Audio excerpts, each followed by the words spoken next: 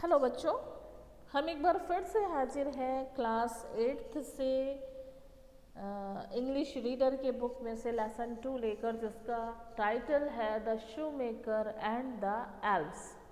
इसके बारे में हम लोगों ने कल पढ़ा कि एक शू मेकर जो काफ़ी पुअर था और उसके पास ज़्यादा पैसे नहीं थे।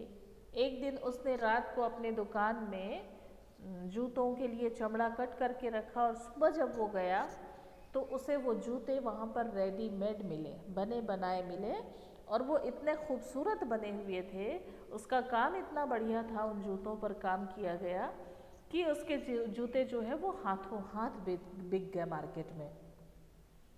और ये रोज़ का नियम हो गया कि रोज़ उसके दुकान में कोई जूते बनाकर चला जाता था, और इस तरह से वो रोज़ उसे बेचता और अच्छे पैसे मिलते, और धीरे धीरे वो शू मेकर काफ़ी रिच हो गया। और वहाँ की रानी भी उसके जूतों से इतनी खुश हुई थी कि उसने उसे सोने की मोहरें इनाम में दी थी। अब दोनों हस्बैंड वाइफ एक दिन सोचते हैं कि कौन हमारे लिए ये सब कर जाता है, वो देख लेते हैं करके। तो एक रात वो लोग क्या किए, अपनी दुकान में ही पर्दे के पीछे जा कर के छिप कर बैठ गए, ये देखने के लिए कि उनके पीछे उस दुकान में आखिर क्या होता है। और कल ये कहानी हमने यहीं तक छोड़ी थी, आज इससे आगे देखते हैं। मुझे उम्मीद है कि आप सभी अपना पेन और कॉपी लेकर के बैठे होंगे, क्योंकि यहाँ जो मीनिंग मैं बता रही हूँ उसको आप लिखिए, उसे याद करिएगा, ये आपके बहुत काम आने वाला है। चलिए स्टार्ट करते हैं। They waited for a long time.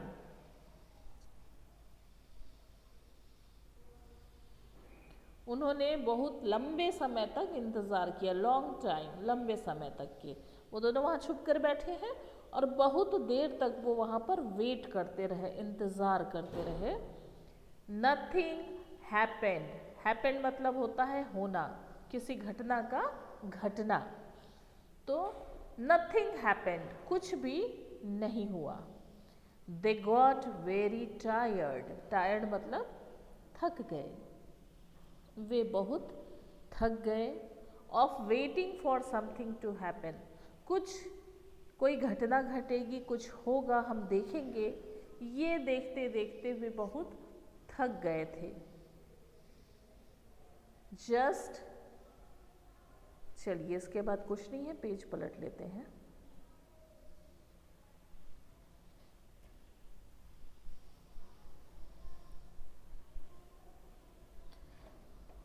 Just then the clock struck 12. ठीक उसी समय घड़ी ने 12 बजाए, रात के 12 बजे। What do you think happened next? आपको क्या लगता है आगे क्या हुआ? Two little elves jumped into the shop from the window. दो छोटे छोटे एल्व्स जो हैं वो उन्होंने जंप किया, कहाँ से? फ्रॉम द विंडो, उन्होंने विंडो से जंप किया, कहाँ? उनकी शॉप में। द एल्व्स वोर पॉइंटेड कैप्स एंड वोर ओनली रैग्स। वोर, वियर का सेकेंड फॉर्म है वोर। एल्व्स ने क्या पहन रखा था? द एल्व्स वोर पॉइंटेड कैप्स, पॉइंट वाले कैप्स, ये देखिए आपको दिख रहे होंगे यहाँ पर, जो ऊपर की ओर जाके थोड़े से पतले हो जाते हैं, पॉइंटेड कैप्स दोनों ने पहन रखे हैं। एंड वोर ओनली रैग्स, रैग्स हम कहते हैं चिथड़ों को, कपड़े के ऐसे टुकड़े जिन्हें हम चिथड़े कहते हैं, बस उन्होंने उस चिथड़े को ही पहन रखा था। They went dancing and skipping up to the table. Way table पर डांस करते हुए और स्कीप करते हुए, डांस करना मतलब नाचना और स्कीप मतलब होता है कूदना, वे नाचते और कूदते हुए जो है वहाँ टेबल पर पहुँचे। With a hop and a skip they jumped onto the table, और हॉप करते हुए मतलब उछलते हुए, कूदते हुए, स्कीपिंग कूदते हुए और उछलते हुए वे दोनों के दोनों jumped on to the table, वो दोनों टेबल के ऊपर जंप किए।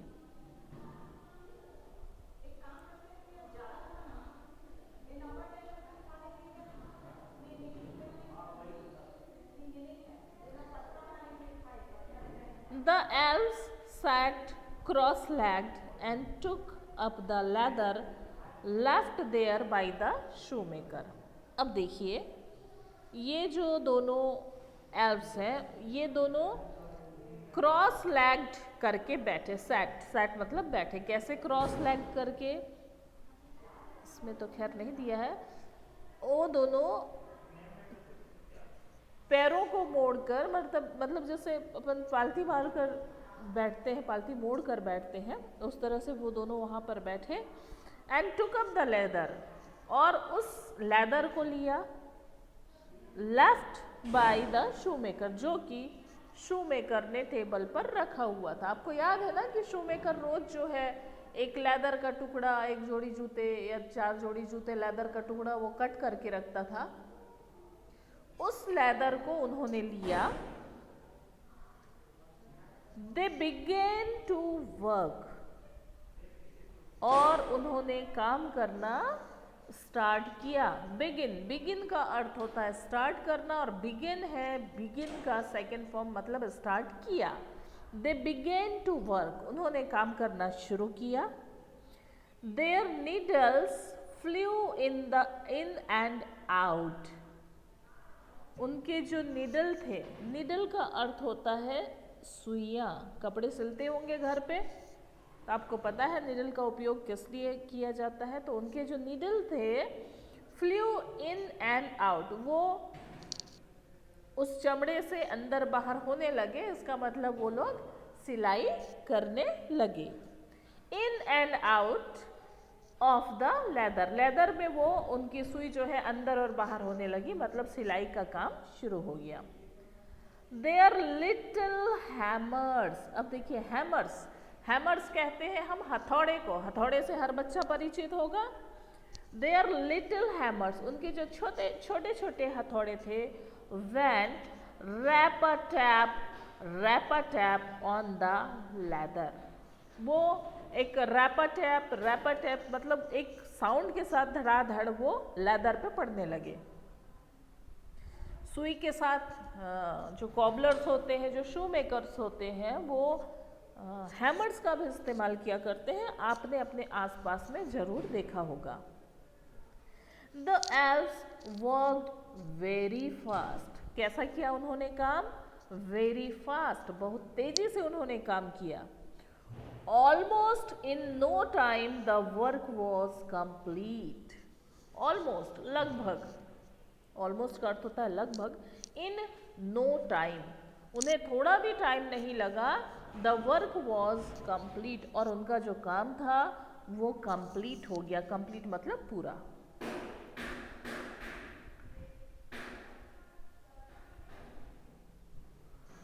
Then the two elves started dancing.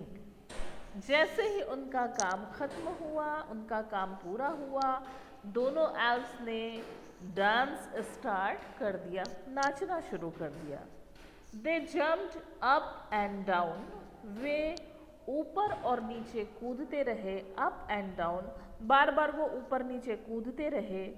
They raised in and out and around the shoes, वो जो जूते थे वे उसके अंदर बाहर और चारों तरफ रेस लगाने लगे। मैंने आपको बताया था कि जो एल्फ होता है उसका साइज बहुत छोटा होता है ना, दोनों के साइज के होते हैं। तो वो जूते जो है उनके लिए तो काफी बड़े थे, तो वे क्या करते थे, उस जूते के अंदर और कभी बाहर और कभी चारों तरफ, जूते के चारों तरफ वे राउंड लगाने लगे, रेस लगाने लगे। Before the shoemaker and his wife had time to think, they were gone. इससे पहले कि शू मेकर और उसकी वाइफ को कुछ सोचने का समय मिलता बिफोर, बिफोर मतलब इससे पहले या बिफोर मतलब पहले। The shoemaker and his wife had time to think, उन्हें सोचने का कुछ समय मिलता। दे वर गॉन, वो वहां से चले गए। नेक्स्ट मॉर्निंग, अगली सुबह, the husband and wife made up their minds to do something for the little elves. अगली सुबह शू मेकर और उसकी वाइफ दोनों ने डिसाइड किया कि हमें इन छोटे छोटे एल्व्स के लिए कुछ करना चाहिए। अब वे दोनों तो उनके प्रति वैसे ही काफ़ी कृतज्ञ थे कि उन्होंने उनके लिए इतना काम किया, इतने प्यारे जूते बनाए, और उन्हें अमीर बनाने का सारा श्रेय जो है वो उन एल्व्स को ही जाता था। तो उसके लिए, उनके उस एहसान को थोड़ा सा उतारने के लिए, कम करने के लिए, या उनके प्रति उनके हृदय में काफ़ी सम्मान आया, तो उन्होंने सोचा कि हम भी इन एल्व्स के लिए कुछ कर सकते हैं क्या। The shoemaker said to his wife, तब शू मेकर ने अपनी वाइफ से कहा, what can we do for the nice little elves, हम इन छोटे छोटे एल्व्स के लिए क्या कर सकते हैं। His wife said, the elves did not have good clothes, उसकी वाइफ ने कहा कि एल्व्स के पास अच्छे कपड़े नहीं है। हमने पढ़ा था ना कि उन दोनों ने केवल रैग्स पहने हुए थे, केवल चीथड़े। ये बात उसकी वाइफ ने भी ध्यान दिया था। उसने कहा कि उन दोनों के पास में अच्छे कपड़े नहीं हैं। दे वोर ओनली रैग्स, उन्होंने केवल चीथड़े पहन रखे थे। I shall make them little coats and trousers to wear. I shall, देखिए यहाँ आई के साथ शैल का प्रयोग हुआ है, और मैंने आपको बताया है जहाँ भी शैल और विल आएगा इसका मतलब वो वाक्य जो है वो फ्यूचर टेंस के लिए है, भविष्य काल के लिए होता है, शैल या विल। ठीक, I shall make them little coats, मैं उनके लिए छोटे छोटे कोट्स एंड ट्राउजर्स, ट्राउजर्स आजकल बॉयज़ पहनते भी हैं, तो आपको पता होगा ट्राउजर्स किसे कहते हैं, कहीं कहीं पे तो गर्ल्स भी पहनती हैं, है ना। तो मैं उनके लिए छोटे छोटे कोट और ट्राउजर्स सिल करके दूंगी ताकि वो पहन सके, ये शूमेकर की वाइफ का कहना था। That will be very nice said the shoemaker, shoemaker ने कहा वाह ये तो बहुत अच्छा होगा अगर हम उनको कोट और पैंट देते हैं तो। I will make teeny shoes for the good elves, मैं उन अच्छे एल्व्स को, उन फरिश्तों को मैं क्या दूंगा, टीनी शूज। टीनी, टीनी को टाइनी भी पढ़ते हैं कुछ लोग, पढ़ा जा सकता है, नो प्रॉब्लम। टीनी का अर्थ होता है छोटा, मैं उनके लिए छोटे छोटे शूज बनाऊंगा। ऐसा बोल के शूमेकर निर्णय लेता है। Their little feet were bare, उनके छोटे छोटे पैर जो हैं वो कैसे थे, बेयर थे। बेयर मतलब हम कह सकते हैं जिनको बिना कपड़ों का या बिना जूतों का, मतलब नंगे पैर थे वो, ऐसा शूमेकर बोलता है। और उन दोनों ने डिसाइड किया कि हम इनको कपड़े देंगे और छोटे छोटे जूते भी देंगे। So the shoemaker and his wife worked and worked, तो शूमेकर और उसकी वाइफ काम करते चले गए। When the clothes and shoes were ready, they were put on the table, और जैसे ही उन लिटिल एल्व्स के लिए कपड़े और जूते तैयार हो गए तो शूमेकर और उसकी वाइफ ने उसे उसी टेबल पर रख दिया जहाँ पर वो चमड़ों को काट करके रखते थे। The shoemaker and his wife again hid behind the curtains, और शूमेकर और उसकी वाइफ जो है वो फिर से क्या किए? Hid behind the curtains. इसका अर्थ मैंने कल बताया था आपको, हिड जो है वो हाइड का सेकेंड फॉर्म है। हाइड मतलब होता है छिपना, तो हिड मतलब हुआ छिप गए। कहाँ? Behind the curtains. बिहाइंड मतलब पीछे। किसके पीछे? कर्टन्स के पीछे, पर्दे के पीछे वो दोनों छुप गए। They waited silently. वेटेड मतलब इंतजार किए। कैसे?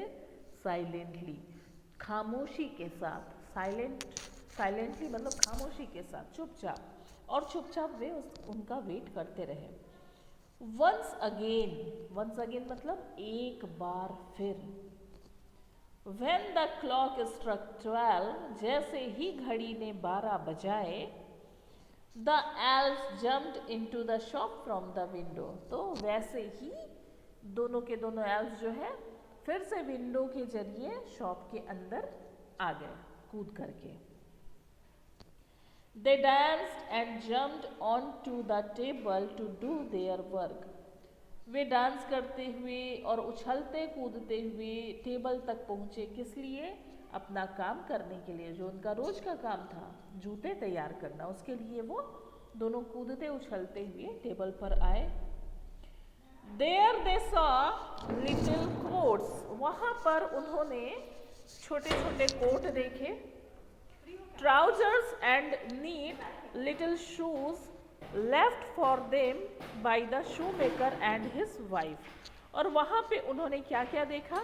लिटिल कोट्स, छोटे छोटे coat, trousers, and neat little shoes, और छोटे छोटे जूते, लेफ्ट फॉर देम, जो कि उनके लिए छोड़े गए थे, by the shoemaker and his wife. जो किसने छोड़ा था? शू मेकर और उसकी वाइफ ने छोड़ा था। The elves were very happy. उन छोटे छोटे जूतों और छोटे छोटे कपड़ों को पाकर दोनों एल्फ जो है बहुत ज़्यादा खुश हो गए। आप भी खुश होते होंगे जब आपको नए कपड़े और नए जूते मिलते होंगे तो। दे क्लैप्ड। क्लैप का अर्थ होता है ताली बजाना, और क्लैप्ड जो है उसका सेकेंड फॉर्म हुआ। उन्होंने तालियां बजाई एंड लॉफ्ड। लॉफ्ड का अर्थ आपको मालूम है, लॉफ्ट मतलब होता है हंसना, और लॉफ्ड मतलब हंसे। With Joy. जॉय होता है आनंद, खुशी। विथ जॉय मतलब खुशी के साथ या आनंद के साथ। तो उन जूतों और कपड़ों को पाकर वो दोनों के दोनों खुशी के साथ तालियां बजाने लगे और हंसने लगे, मतलब वो बहुत खुश हो गए थे। What do you think the elves did next? आपको क्या लगता है कि elves ने अगला काम क्या किया होगा? They put on their little clothes। उन्होंने अपने छोटे कपड़ों को पहना। And skipping and dancing went out of the window। और नाचते हुए और कूदते हुए वो विंडो से बाहर आ गए। ठीक है? Skipping and dancing, went out मतलब गो आउट का पास फॉर्म, बाहर चले गए, ऑफ द विंडोज से बाहर चले गए। The little elves never came back again. Never का अर्थ होता है कभी नहीं। ये जो छोटे एल्फ थे वे फिर कभी लौट करके नहीं आए। मुझे पता है आप सारे बच्चों को भी इस चीज़ का दुख हो रहा होगा, मुझे भी होता है। But the shoemaker and his wife always had good luck. Always मतलब हमेशा, और गुड लक मतलब अच्छा भाग्य, अच्छा नसीब। ठीक है? लेकिन शू मेकर और उसकी वाइफ के साथ हमेशा गुड लक रहा पूरे समय। वे लौट कर नहीं आए, लेकिन इसके बाद भी उनका गुड लक जो है इन दोनों के साथ हमेशा रहा। दे ग्रीव रिचर एंड रिचर। वे अमीर होते गए और अमीर होते गए। And lived happily ever after. और उसके बाद वे हमेशा खुशी खुशी ही अपना जीवन यापन किए। तो ये हो गई आज की आपकी स्टोरी खत्म।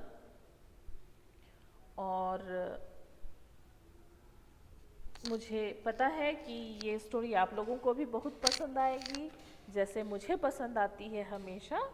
और आप लोग अपनी जो कॉपीज़ हैं वो तैयार करेंगे।